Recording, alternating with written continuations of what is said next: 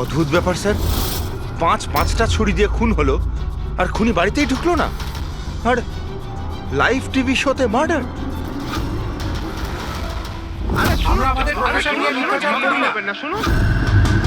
ইলেশ বাবু, আপনি ঠিক আছেন তো? এই চেয়ারটা হাওয়ায় কি করে ভাসছে?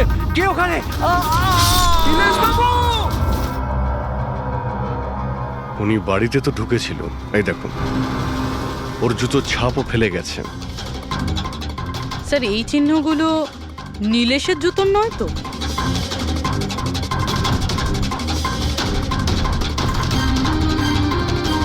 না, ওর পায়ে রক্তের তো কোনো দাগ নেই। আর এই দাগটা কোনো লোকের যার পায়ের সাইজটা বড়। বলছে তো খুন শূন্যে হয়েছে,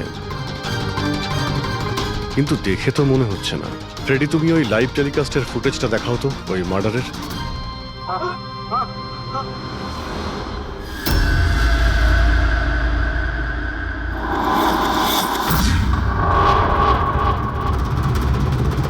চেয়ার হাওয়াতে, ছুরিগুলো সব হাওয়াতে। স্যার, আবার ওই জোরাবারের সেই আত্মার ঘটনাটা সত্যি নয় তো? আরে ফ্রেডি, তোমার এই বাজে গল্প বন্ধ করো তো।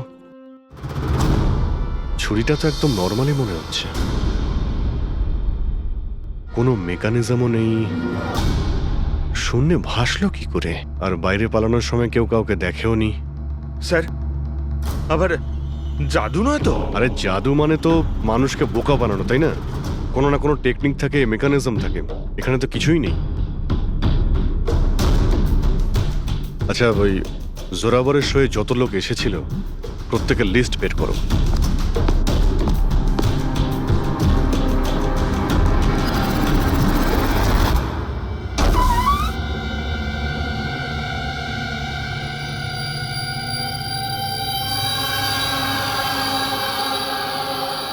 অভিজিৎ, হ্যাঁ?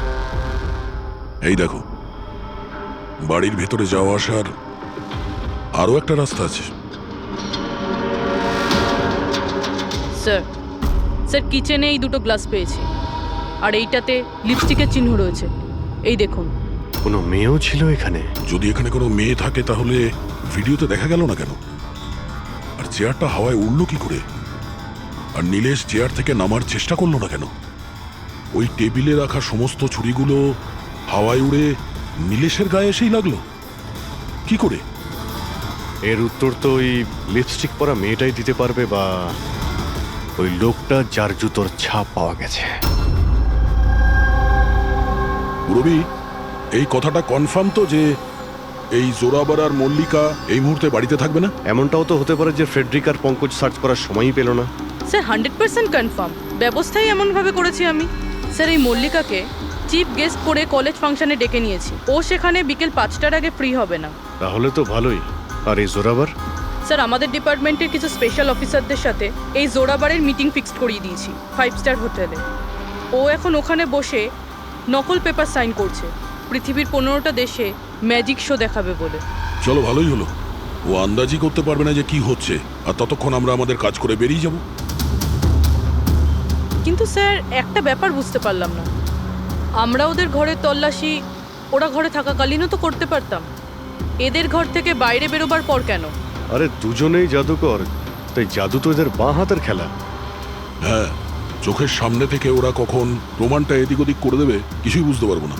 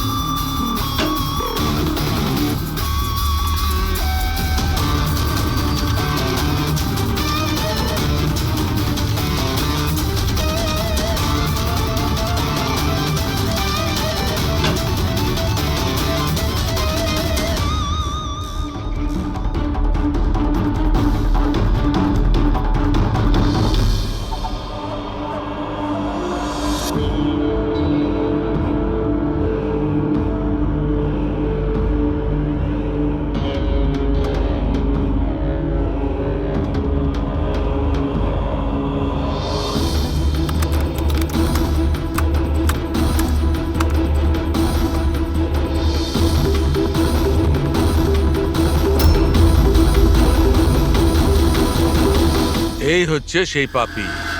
আরে বাহ ডক্টর সালুখে, এত তাড়াতাড়ি খুনির খোঁজ পেয়ে গেলেন। এবার চটপট করে নামটাও বলে দিন। জোরাবার বা মল্লিকা, এখন এই দুজনের মধ্যে আসলে কে খুনি এটা জানা বাকি আছে। এ আবার কেমন কথা হলো? এই কথাটা এই জন্য বলছি যে এই যে 5টা ছুরি আছে না, এর ওপর জোরাবারের আঙুলের ছাপ আছে। আর এই যে কাপড়টা, এর ওপর যে জুতোর ছাপটা আছে সেটাও জোরাবারের জুতোর ছাপ। স্যার তাহলে তো পরিষ্কার বোঝাই যাচ্ছে খুন ওই করেছে। ব্যাপারটা এত পরিষ্কার নয়, কারণ এই যে ওয়াইনের গ্লাসটা না, এর উপর যে লিপস্টিকটা আছে, এই লিপস্টিক মল্লিকার। আর এই যে সমস্ত জিনিসগুলো তোমরা নিয়ে এসেছো মল্লিকার বাড়ি থেকে, এর ডিএনএ আমি এই লিপস্টিকের সঙ্গে ম্যাচ করে দেখেছি, ম্যাচ হয়ে যাচ্ছে। তার মানে এই সমস্ত জিনিস আর লিপস্টিক মল্লিকারই। কিন্তু মল্লিকা তো টিভি শোতে বলছিল ও নীলেশকে চেনেই না। আমি তো ইলেশকে ঠিক মতো চিনিও না। তাহলে শোয়ের আগেও বাড়িতে কি করছিল? আর এই জোরাবারের কাছে তো একটা কারণ ছিল, নীলেশকে মারার জন্যই। নীলেশ সবার সামনে ওকে অপমান করেছিল, হেনস্থা করেছিল। কিন্তু মল্লিকার কাছে কি কারণ ছিল? আর স্যার একটা প্রশ্নের উত্তর এখনো পাইনি। যদি জোরাবার খুন করে তাহলে নীলেশের বাড়িতে ওকে দেখলাম না কেন? এই জোরাবার আর মল্লিকা, এদের দুজনকে বিরতে ডেকে আনো। আপনাদের সাহস কি করে হলো আমার বাড়িতে ঢোকার? তাও আমি যখন ছিলাম না তখন। আর আমার জিনিসপত্রগুলো আপনারা এলোমেলো করে দিয়েছেন। এবার আমি আপনাদের বিরুদ্ধে কেস করব, বুঝতে পেরেছেন? অপরাধীদের বাড়িতে ঢোকার জন্য সিআইডির কারোর কোনো অনুমতি লাগে না। আর এই কেসে তোমরা দুজনেই ফেঁসে আছো। তুমি আমাদের মিথ্যে কথা কেন বলেছো? তুমি নীলেশকে চেনো না? বলো। স্যার আপনি আমাকে এর সাথে 2 মিনিট দিয়ে দিন, তারপরে দেখুন এর সব কিভাবে বলে। এবার কি আপনারা আমার গায়ে হাত তুলবেন? না, আমরা তো এটা চাইছিলাম না, কিন্তু যদি আপনাদের দুজনের ব্যাপার হয় তো চলো দয়া। না না থামুন, আমি আপনাদের সব সত্যিটা বলছি। এটা সত্যি যে আমি ইলেশের সাথে দেখা করতে গিয়েছিলাম। অ্যাকচুয়ালি আমি ওকে অফার দিতে চেয়েছিলাম, কারণ আমি জোরাবারকে অনেকদিন ধরে এই ধূলিসাৎ করে দেওয়ার চেষ্টায় ছিলাম। বাট ট্রাস্ট মি, এই খুনটা আমি করিনি, আমার কোনো হাত নেই এতে। আমি আগে থেকেই জানতাম আমার শোটা নষ্ট করে দেওয়ার জন্য তুমিই ওকে টাকা দিয়েছিলে। ওর সাথে আমার কোনোদিন দেখা হয়নি। আমি সেদিন ওকে তোমার শোতেই প্রথম দেখলাম, আর তারপরে আমি ওর সাথে দেখা করতে গিয়েছিলাম। কিন্তু আমি এটা জানতাম না যে তুমি ওকে মেরে ফেলবে। আমি ওকে মারিনি। বলে জোরাবার তোমার আঙুলের ছাপ ওই ছুরিতে কি করে এলো? স্যার মনে হয় আপনার কোনো ভুল হচ্ছে। তোমার নাম জোরাবার? আগে না স্যার, তাহলে কিন্তু চুপচাপ ওখানে দাঁড়িয়ে থাকো, যখন জিজ্ঞাসা করা হবে তখন বলবে। তাহলে জোরাবার, এবার বলো কি করে খুন করলে? আমি এই মার্ডারটা করিনি। তোমার বলাতে কিছুই হবে না। আদালত প্রমাণ চাইবে, প্রমাণ যেটা তোমার বিরুদ্ধে। আমার বিরুদ্ধে কোনো প্রমাণই নেই, কারণ আমি একই সময় 2 জায়গায় উপস্থিত থাকতে পারি না। তার মানে হলো স্যার, যে সময় ইলেশের মৃত্যু হয় ঠিক ওই সময় দিল্লিতে উনি জাদুর শো করছিলেন।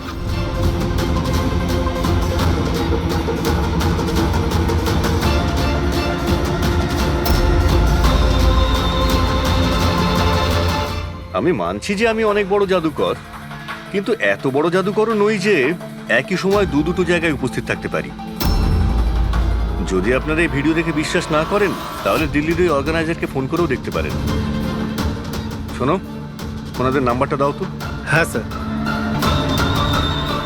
আমি কি যেতে পারি? যেতে পারো। আর আপনিও। Thank you sir.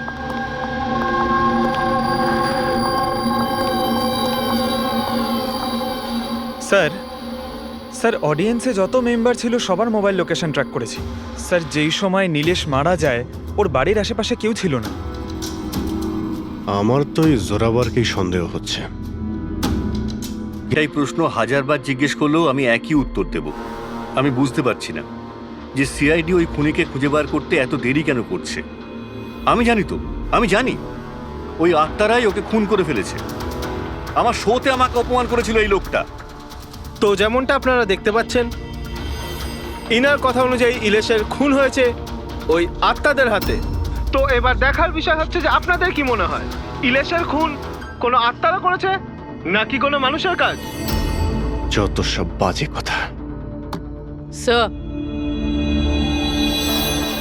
স্যার এই নীলেশের মৃত্যুর পর তো জোরাবার তো ফেমাস হয়ে গেছে। এর কাছে দেশ বিদেশ থেকে প্রচুর শোয়ের কল আসছে। শুধু তাই না, এর ফিজও দ্বিগুণ করে দিয়েছে। আচ্ছা, জোরাবারের তো খুব লাভ হয়েছে এই নীলেশের মৃত্যুতে।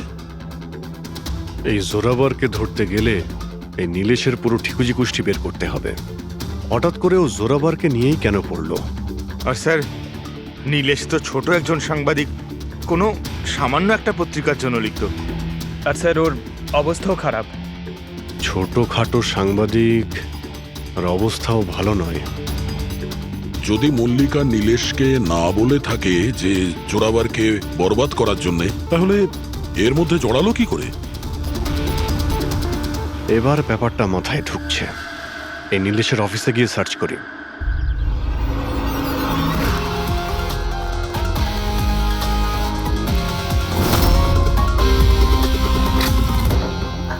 আসুন সাহেব।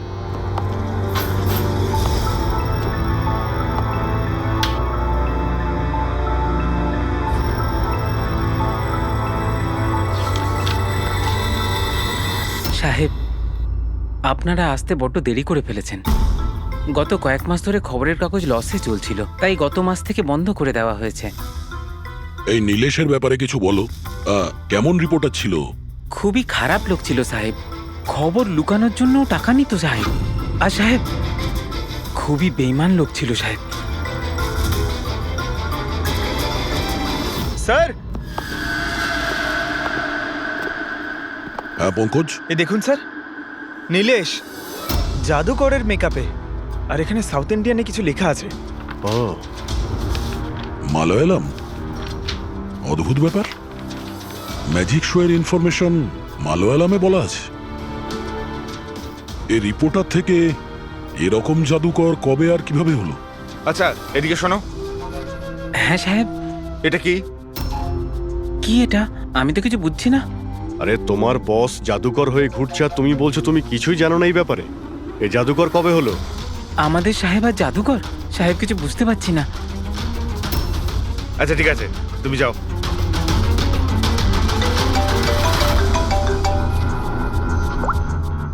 হ্যাঁ পূর্বী।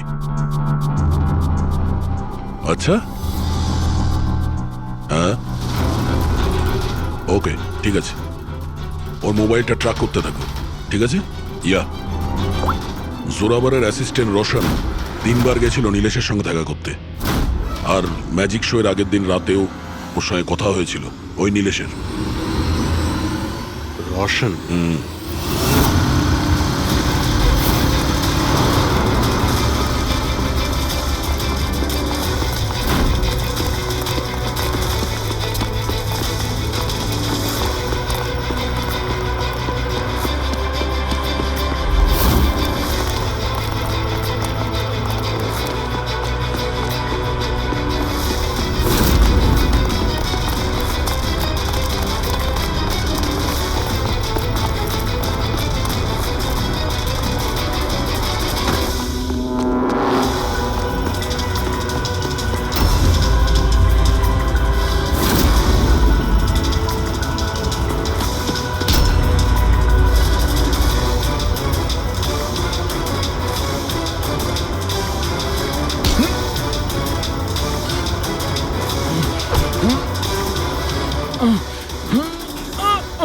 এত জোরে দৌড়লে মাথা ঘুরে পড়ে যাবি, বুঝলি?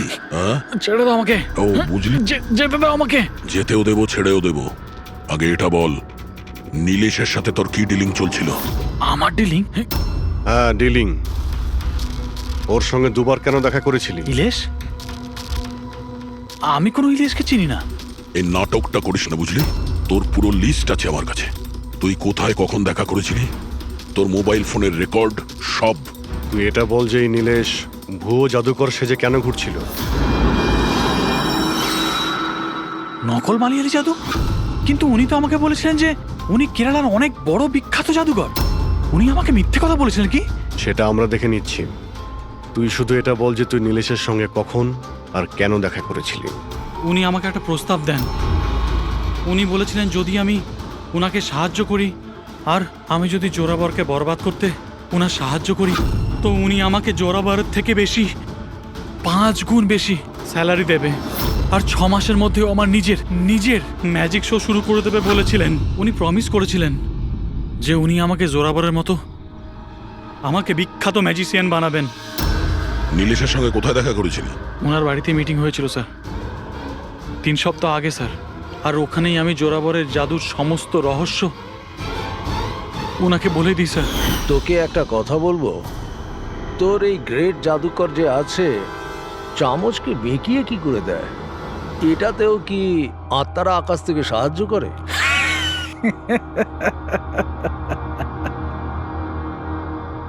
আরে ইলেশ বাবু, কোনো আত্মা টাত্তা নেই। আরে এই দুনিয়াকে বোকা বানায় জোরাবার, সব থেকে বড় বিখ্যাত জাদুঘর। চামচের মধ্যে একটা রবার থাকে আর রাবারকে একটু অ্যাডজাস্ট করে আর চামচ বেঁকে যায়। আরে বাপরে, এইভাবে ঠকায়? আর ওই যে মেয়েটাকে হাওয়ায় ওড়ায়, ওই জাদুটা কি করে করে? স্যার, বাঁ হাতের খেলা আপনিও করতে পারবেন। কি করে? মেয়েটা যখন টেবিলের উপর শুয়ে পড়ে, যে টেবিলটা থাকে না, ওই টেবিলটার সঙ্গে যুক্ত থাকে একটা লোহার রড। এবার আপনি বলবেন যে লোহার রড তো দেখা যায় না। কি করে দেখা যাবে? চাদর দিয়ে ঢাকা থাকে না লোহার রডটা। জোরাবর যেই মুহূর্তে স্টেজে আসে জাদু দেখানোর জন্য, ঠিক সেই সময়ে চাদরটা ঢেকে দেওয়া হয়। জোরাবর এই লোহার রডটাকে লুকিয়ে ধরে রাখে যাতে দেখা না যায়। এদিকে দুটো কাঠের চেয়ার সরালো আর দর্শকদের মনে হয় মেয়েটা কি করে হাওয়াতে ভেসে আছে। সবই বোকা বানানোর কৌশল স্যার। তার মানে এর মধ্যে ম্যাজিক বলে কিছু নেই? তার মানে কাজটা শুধু হাত সাফাই। স্যার স্যার এসব বাদ দিন না স্যার। আপনি আমাকে এটা বলুন যে আমার ম্যাজিক শোটা আপনি কবে চালু করছেন? বলবে ব্রাদার, খুব তাড়াতাড়ি হবে।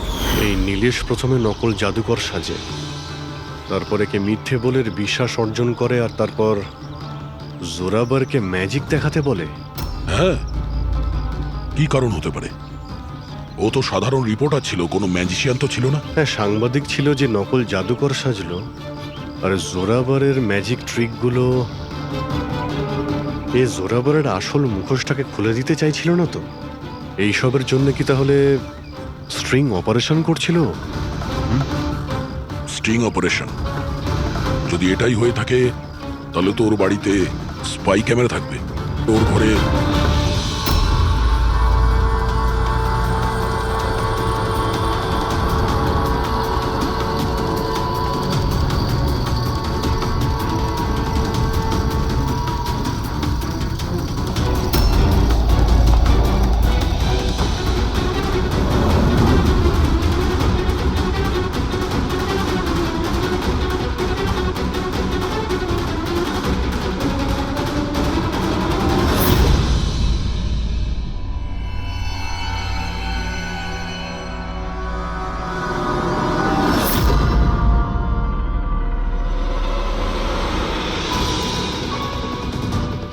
স্যার, একটা এখানেও আছে। ও, তার মানে এখানে স্টিং অপারেশন হচ্ছিল। হতে পারে নীলেশ এই জোরাবারের এই স্টিং অপারেশন করে কোনো নিউজ চ্যানেলে এই ফুটেজ বিক্রি করার পরিকল্পনা করেছিল। ও হয়তো ভেবেছিল যে ওর ক্যারিয়ারের গাড়ি আবার রাস্তায় ছুটবে। স্যার, যদি ওর কাছে সত্যি এতগুলো ফুটেজ ছিল তাহলে ওই ফুটেজগুলো কোনো নিউজ চ্যানেলে বেচল না কেন? এই ফুটেজের মাধ্যমেই ও জোরাবারকে ব্ল্যাকমেল করছিল, তাই জোরাবার পথের কাঁটা সরিয়ে দিয়েছে। কিন্তু স্যার, আমরা ঘুরে ফিরে আবার একই জায়গায় চলে এলাম। যখন জোরাবার দিল্লিতে ছিল তখন ওর হাতের চিহ্ন ছুরিতে কিভাবে? এটা তো ডক্টর সালুকেই বলতে পারবেন। আপনারা আবার আমাকে ডেকে পাঠালেন, হ্যাঁ? সময় নষ্ট করছেন আপনারা আমার বিরুদ্ধে কি সত্যি কোনো উপযুক্ত প্রমাণ আছে আপনাদের কাছে? হ্যাঁ, মদ খাও।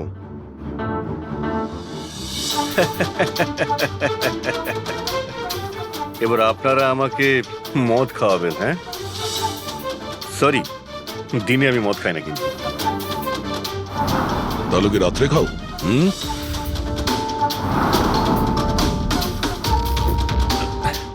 খাই একটু, ওই ডিনারের পরে এই লার্জ 2-1 পেগ মদ খাই আর কি।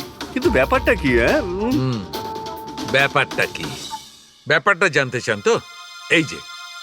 এই যে ছুরি পাওয়া গেছে না ক্রাইম স্পটে, এতে তোমার আঙুলের ছাপ, আর ওতে শুকনো ঘামের মধ্যে আমি অনেক বেশি মাত্রায় মদের, অ্যালকোহলের ট্রেসেস পেয়েছি। অল্প স্বল্প নয়, অনেক বেশি মাত্রায়, বুঝেছো? মদ পেয়েছেন, শরবত পেয়েছেন, নাকি পালং পনির পেয়েছেন সে আমি কি জানি। খুন হবার সময় আমি দিল্লিতে ছিলাম, আর কতবার বলবো এই কথা? ফালতু কথা বন্ধ কর, বুঝলি? না হলে সিআইডির বেশি সময় লাগবে না তোকে শায়েস্তা করার জন্য। এটুকু প্রমাণ যথেষ্ট তোকে জেলে পাঠানোর জন্য। কিন্তু আমরা সত্যিটা জানতে চাই বলে তোর সঙ্গে কথা বলছি। যা জিজ্ঞেস করা হচ্ছে তারই উত্তর দিবি, ব্যাস। ঠিক আছে, জিজ্ঞেস করুন, কি জিজ্ঞেস করবার আছে। হতে পারে কেউ তোমাকে ফাঁসানোর জন্য তোমার আঙুলের ছাপ ছুরিতে নিয়ে নিয়েছে যখন তুমি নেশায় বুঝছিলে। আমাকে কে ফাঁসাবে? দেখুন, বিশ্বাস করুন, এই খুনটা আত্মারাই করেছে। চুপ! বাজে কথা বন্ধ। তোমার ম্যাজিকের রহস্য তোমার অ্যাসিস্ট্যান্ট রশন আমাদের বলে দিয়েছে। এখন যেটাই বলবে শুধু সত্যি বলবে। এটা বলো যে শেষবারে এরকম মদ কবে খেয়েছিলে যে তোমার কোনো হুঁশই ছিল না যে তোমার আশেপাশে কি হচ্ছে? বললাম তো, আমি ডিনারের পরে কখনো কখনো 1-2 পেগ খাই, কিন্তু এতটাও খাই না যে একেবারে জ্ঞান হারিয়ে ফেলবো। আচ্ছা, এক মিনিট। যেদিন আমার ম্যাজিকের শো ছিল ঠিক তার 2 দিন আগে আমরা সবাই হোটেল প্যাম্পুসে একটা পার্টি দিয়েছিলাম। সেদিন হোটেলে আমি একটু বেশি খেয়ে ফেলেছিলাম আর ঘুমিয়েও পড়েছিলাম। যখন ঘুম থেকে উঠলাম তখন হোটেলের কামরাতেই ছিলাম, আর হোটেলের লোকরাই আমাকে ডেকে তোলে। বললো যে চেক আউট টাইম হয়ে গেছে, 12টা বেজে গেছে। ওই হোটেলের ফুটেজ চেক করতে হবে। স্যার ওটা হোটেল না, পায়রার ঘর। জোরাভারের ফ্লোরে সিসিটিভি ক্যামেরা বন্ধ, রুমের ভেতরে একটাও আঙুলের ছাপ নেই স্যার। আর ওই স্টাফগুলো জানেই না ওই সময় মাস্টারকে ইউজ করা হয়েছিল কিনা। মানে হোটেল থেকে কিছুই জানা যায়নি, ডেড এন্ড। একটা কথা তো পরিষ্কার স্যার, নীলেশের খুন কোনো জাদুকরের কাজ, কারণ ওই উড়ন্ত চেয়ার আর ছুরিগুলো জাদুরই অংশ। এই কেসে তো 3 জন জাদুকর রয়েছে, জোরাবার, মল্লিকা আর রোশন। 1 মিনিট অভিজিৎ, আরো একজন ম্যাজিশিয়ান তো আছেই কেসে, তাকে খেয়ালই করিনি আমরা। জোরাবারের দ্বিতীয় অ্যাসিস্ট্যান্ট রুশালি। পুরবি একটা কাজ করো, এই রুশালির মোবাইল ফোন ট্র্যাক করো, জানার চেষ্টা করো যে মার্ডারের আগে এবং তারপরে ওর লোকেশনটা কোথায় ছিল। ওকে স্যার, এই ব্রুশালির ব্যাপারে তো ভুলেই গেছিলাম। স্যার এই দেখুন, রুশালি মার্ডারের টাইমে নিজের কলেজে গেছিল, সেখান থেকে বাড়ি, আর তারপর জুহুর একটা কফি শপে, আর সেখান থেকে জোরাবারের ম্যাজিক শোতে। রুশালি লাস্ট 2 রাত্রির ওর কলেজে গিয়েছিল, রাত্রির 1টার সময়। 2 দিন ধরে রোজ কলেজে যাচ্ছিল, তাও আবার রাত 1টার সময়? এত রাতে ও কলেজে কি করতে গেছিল? মার্ডারের 2 দিন আগে ও হার্ডওয়্যারের দোকানেও খুব ঘুরেছিল। নীলেশের মার্ডারের পরে ওর লোকেশনটা কোথায় ছিল দেখো। স্যার ওর ফোন বন্ধ ছিল। ফোন বন্ধ ছিল? এই রুশালি একটু গন্ডগোলের, কলেজে গিয়ে দেখি। এত রাত্রেও কলেজে গেছিল কেন? স্যার আমার ভুল হয়ে গেছে, আমাকে ক্ষমা করে দিন। ভুল? এটাকে ভুল বলছো তুমি? হ্যাঁ, এত রাতে তুমি একটা মেয়েকে কলেজের ভেতর আসতে দিয়েছিলে কেন? স্যার ওই ম্যাডাম হাত খরচের জন্য কিছু টাকা দিত আমায়, ল্যাবের ভেতরে গিয়ে কাজ করার জন্য। ঘুষ নিচ্ছিলে? কখনো ভাবনি যে এক্সট্রা টাকা কেন দিচ্ছে? পড়াশুনো তো দিনের বেলাতে হয়, রাতের বেলা ল্যাবে কি করছিল? আমি ওইটাই জিজ্ঞেস করেছিলাম স্যার। উনি বললেন যে একটা বিশেষ এক্সপেরিমেন্ট করছেন, একটা এক্সট্রা প্রজেক্ট যেটা উনি কলেজ থেকে পেয়েছেন। স্যার আসুন, এ হলো মনোজ, ওই ল্যাবের অ্যাসিস্ট্যান্ট, যেখানে রুশালি এক্সপেরিমেন্ট করছিল। মনোজ, এই রুশালি এখানে কি এক্সপেরিমেন্ট করছিল? স্যার, ও একটা ভীষণ বড় ইলেকট্রোম্যাগনেট আবিষ্কারের খোঁজ করছিল।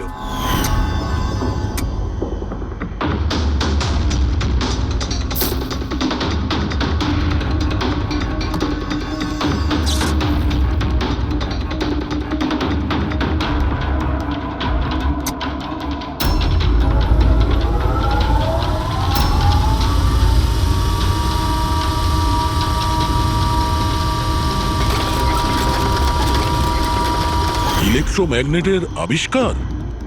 তুমি ওকে বাধা দাওনি এসব করতে? না স্যার, যদি কোনো স্টুডেন্ট পড়াশোনা ছাড়া অন্য কিছু করতে চায়, তাও আবার কলেজ টাইমের পরে, তাহলে আমরা তাদের উদ্বুদ্ধ করি। হ্যাঁ, তবে আমি এটা জানতাম না যে ও রাতের অন্ধকারে লুকিয়ে লুকিয়ে এই সব কিছু করছে। তার মানে হলো ভাই, রুশালির ইলেকট্রোম্যাগনেট প্রজেক্ট সাকসেসফুল হয়েছিল, সেই জন্যে নীলেশের চেয়ার আর ছুরি শূন্যে ভাসছিল। স্যার, মিস্টার প্রভাকর, জাদুর এক্সপার্ট। Hello sir. আচ্ছা মিস্টার প্রভাকর, বড় বড় জাদুকর তাদের রহস্যটাকে সবসময় লুকিয়ে রাখেন, আর আপনি তো একজন জাদুর এক্সপার্ট, তো সেই রহস্যের ব্যাপারে আপনি তো অবশ্যই জানেন। আচ্ছা স্যার, নীলেশের মৃত্যু দেখে কি ধারণায় পৌঁছেছেন আপনি? কিভাবে হয়েছে ওর মৃত্যু? আমি ইলেশের মৃত্যুর সিন বারবার রিপ্লে করে দেখেছি। আমার মনে হয় ওর মৃত্যুর পেছনে ম্যাগনেট, ইলেকট্রিক কারেন্ট বা তারের কিছু কমপ্লেক্স জারি জুড়ি আছে। আপনি তো জোরাবরের জাদুর অনেক সই নিশ্চয়ই দেখেছেন। আপনার কি মনে হয় যে ম্যাগনেট আর কারেন্ট, তারের কারসাজি, এই সমস্ত জাদু কি জোরাবর কখনো দেখিয়েছে? না স্যার, এগুলো ঠিক জোরাবরের স্পেশালিটির মধ্যে পড়ে না। আচ্ছা স্যার, আপনি একটু ভালোভাবে এক্সপ্লেন করতে পারবেন যে নীলেশের মৃত্যু হয়েছে এই ইলেকট্রোম্যাগনেটের দ্বারা? সরি স্যার, এইগুলো ঠিকভাবে বলতে পারা আমার পক্ষে সম্ভব হবে না।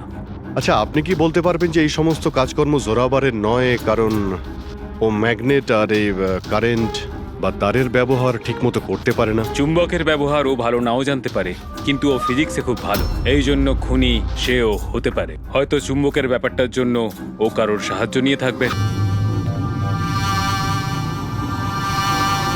কে ডেকেছে আমাকে এখানে?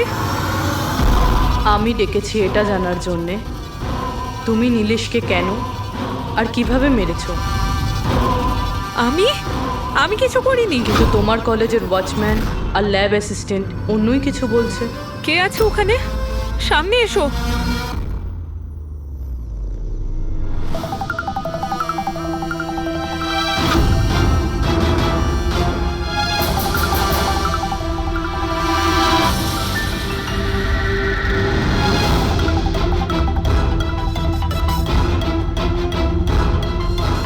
আমার কাছে এসো।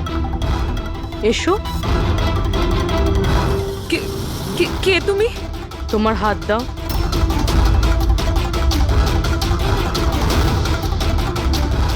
তুমি নীলেশকে কেন আর কিভাবে মেরেছো? আমি কাউকে মারিনি। তুমি সত্যি কথা বলছো না, তাই আমি বাধ্য হচ্ছি এরকম করতে। কিন্তু তুমি কে? আর এই মৃত্যুটার ব্যাপারে তুমি কিভাবে জানলে? এখন কি করবে তুমি আমার সাথে? এতটা নিষ্পাপ সেজো না। এই জাদুটা তুমি অনেকবার করেছো জোরাবরের সাথে, মনে পড়েছে? না, জাদু দেখানোর সঠিক বক্স এটা নয়। এতে আমার প্রাণও চলে যেতে পারে। না না, যদি তুমি সত্যি না বলো তাহলে এই বক্স তোমাকে টুকরো টুকরো করে দেবে, কিন্তু যদি তুমি সত্যি বলো তাহলে কিছুই হবে না। বিশ্বাস করো। চলো। না, ছেড়ে দাও আমাকে প্লিজ, আমাকে যেতে দাও, আমি কিছু করিনি। যদি তুমি কিছু নাই করে থাকো তাহলে তোমার কিচ্ছু হবে না। এসো, ভয় পেও না, এসো।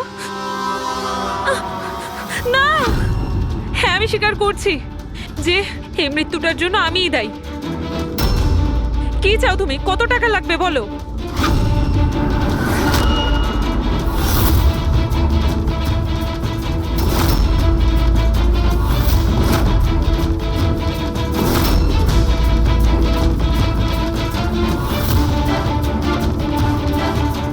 সিআইডি? থ্যাংক ইউ মল্লিকা দেবী। এই বক্সটা বানিয়ে এই কেসটা সলভ করতে আপনি আমাদের সাহায্য করেছেন। এবার আপনি কি আমাদের বলবেন যে আপনি নীলেশকে কেন খুন করেছেন? আসলে ও বলেছিল আমায়। কার কথাতে করেছো?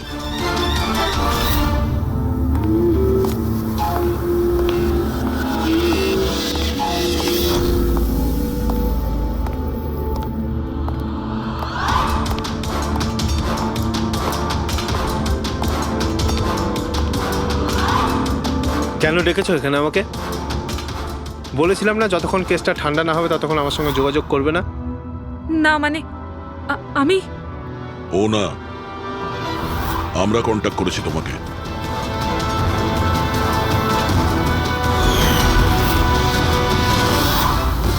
তাহলে এবার তুমি বলে ফেলো নীলেশকে কেন খুন করেছো? ইলেশের কাছে ওই বোকা রোশনের সমস্ত স্ট্রিং অপারেশনের ভিডিও ফুটেজ ছিল, আর ইলেশ আমার কাছে ওই ফুটেজের জন্য 25 লক্ষ টাকা চাইছিল। ও ব্ল্যাকমেল করছিল, এই জন্য ওকে প্রাণে মেরে ফেললে? আমি ইলেশকে 25 লক্ষ টাকা না, 2.5 কোটি টাকা দিয়েছিলাম, কারণ আমার মাথায় একটা বুদ্ধি ছিল। কারণ মল্লিকা কিছু মাস ধরে এনার ওপর, তো আমি ভাবলাম যে ইলেশকে ব্যবহার করে ইনাকে জাদুর দুনিয়ার সব থেকে বড় জাদুকর বানিয়ে দিই। বৈশালীর এক্সপেরিমেন্টগুলো ব্যবহার করে আমি ইলেশকে মারার প্ল্যান করেছিলাম। কি হয়েছে বলো? তুমি আমাকে এত আর্জেন্টলি এখানে আসতে বললে কেন? বৈশালী, আমি তোমার কাছে সাহায্য চাই ইলেশকে রাস্তা থেকে সরানোর জন্য। এটা এটা তুমি কি বলছো? তুমি আমাকে একজনকে মেরে ফেলতে বলছো? আমি তোমাকে প্রাণ নিতে বলিনি, আমি শুধু একটা হেল্প নিতে চাইছি। একটু ব্যবস্থা করে দাও তোমার এক্সপেরিমেন্টকে ব্যবহার করে, আর এটার জন্য তোমাকে যত বলবে তত টাকা দেবো। ইলেশ সব কিছু জানতো যে লাইভ শো চলাকালীন ওনার চেয়ার হাওয়াতে উড়বে ইলেকট্রিক চৌম্বকের মাধ্যমে, কিন্তু ও এটা জানতো না যে ওর খুন হয়ে যাবে। আমিও জানতাম না যে তুমি লুকিয়ে আমার আঙুলের ছাপ নিয়ে ওই ছুরিগুলোতে লাগিয়ে দেবে আর আমাকে ফাঁসিয়ে দেবে। ফাঁসিয়ে দেবে? আরে আমি তো তোমাকে দেশ বিদেশে জনপ্রিয় করে দিয়েছি, বিখ্যাত করে দিয়েছি। 10 লক্ষ টাকাও তো ছিল না তোমার কাছে, আজ 10 কোটি আছে। কার জন্য? আমার জন্য। তাতে তোমার কি লাভ হলো? আফসোস এটাই, ওই টাকাগুলো এখন তোমার কোনো প্রয়োজনে লাগবে না। নীলেশকে খুন করার অপরাধে আদালত তোমাকে কঠিন শাস্তি দেবে, সারা জীবন জেলের মধ্যেই পচবে তুমি। নিয়ে যাও এদের।